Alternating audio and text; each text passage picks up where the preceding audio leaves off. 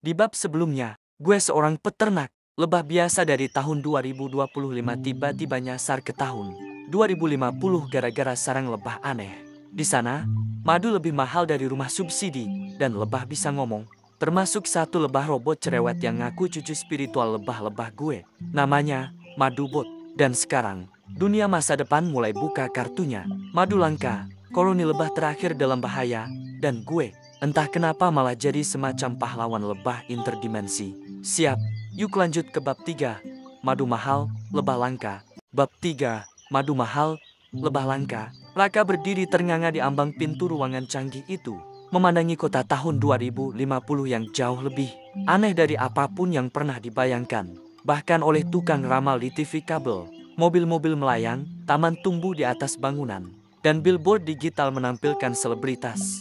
Seekor lebah dengan lipstik, "Selamat datang di Neo Jakarta," kata Matt, si lebah berhelm. Kota yang dulu penuh polusi, sekarang penuh diskon madu. Raka memicingkan mata ke arah layar yang menampilkan promo. Satu tetes madu, 500.000. Madu asli, harga fantasi.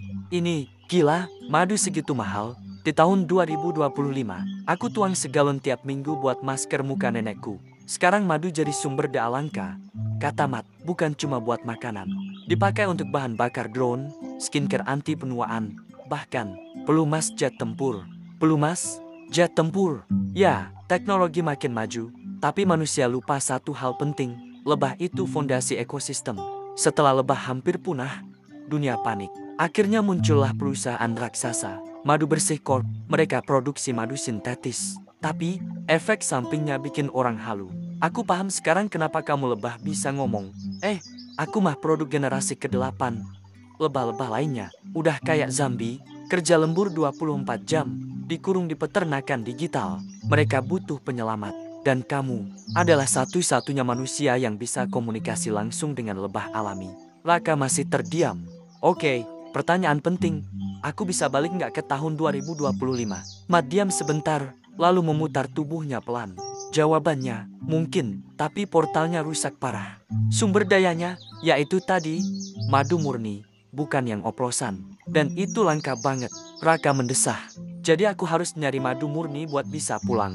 Bukan cuma itu, kamu juga harus bantu kita nyelamatin koloni terakhir lebah alami. Sebelum madu bersih menemukannya dan ubah mereka jadi bahan baku. Produk pewarna rambut.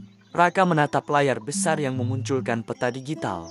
Tanda merah berkedip di atas taman kota Jakarta. Di sanalah koloni terakhir berada. Bisik Matt, dan mereka sedang dalam bahaya. Raka menghela napas panjang, lalu bergumam, 2025 itu udah mulai terasa kayak mimpi sekarang.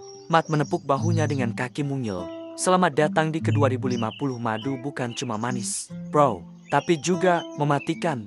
Dan begitulah, dari cuma mau ternak lebah dengan damai, sekarang gue harus nyelamatin koloni terakhir sebelum mereka dijadikan bahan eksperimen.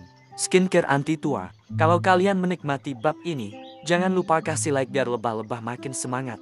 Tulis komentar juga. Siapa tahu kamu punya ide aneh buat masa depan kayak lebah ojol atau madu rasa kopi. Dan tentu aja, subscribe channel ini. Karena perjalanan absurd gue baru dimulai. Ingat, satu klik subscribe, satu doa untuk lebah yang tersesat di dunia robot.